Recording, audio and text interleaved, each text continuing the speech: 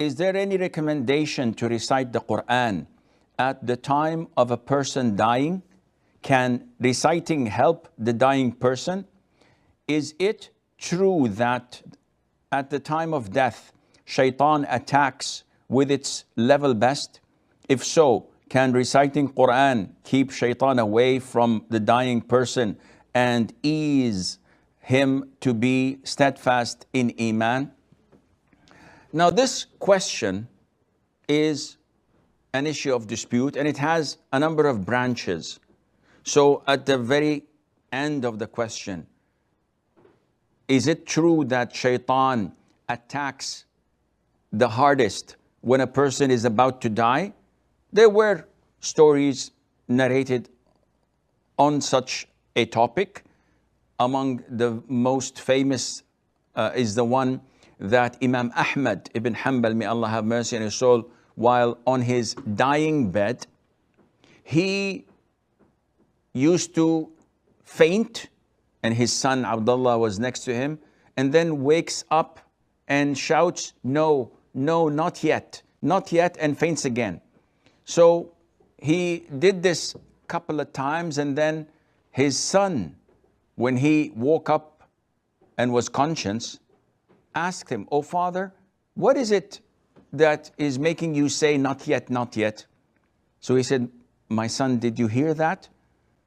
I saw Satan biting his hand and saying in regret, 'Oh Ahmed, now I cannot lure you, I cannot deceive you, I cannot trick you because you're about to die.' And I'm telling him, not yet, no, I'm not dead yet, I'm not saved yet. Once I die, you have no control over me. But now I'm still alive, and I have to be aware of what you might be doing or attempting to do." So yes, this is true that Satan attacks a person the hardest when he's about to die, because this is the last chance. And we know that the Prophet ﷺ said, "Innama al-a'malu bil-khawatim." Verily, deeds are by their conclusion, in the sense that whatever you die upon, you will be resurrected upon. So if you die drinking wine, you will be resurrected drunkard. If you die in the form of ihram, and you are in Hajj saying labbaik Allahumma labbaik, you will be resurrected on this as well. Coming back to the first question, is it recommended to recite the Qur'an while a person is dying? This is an issue of dispute among scholars.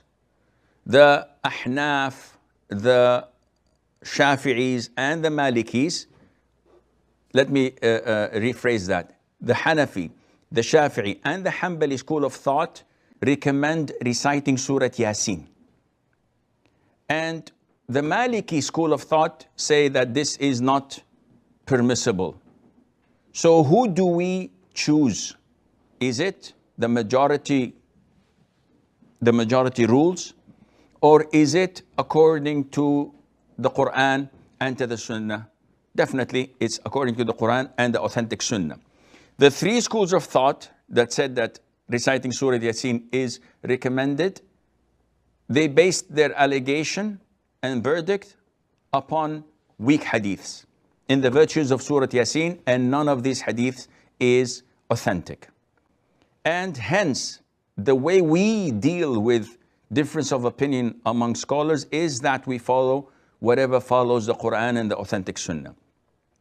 And the opinion of Imam Malik is the strongest, because he has the justification for not reciting the Quran. First, the hadiths are all weak. Secondly, it was never done by the Prophet ﷺ and his companions.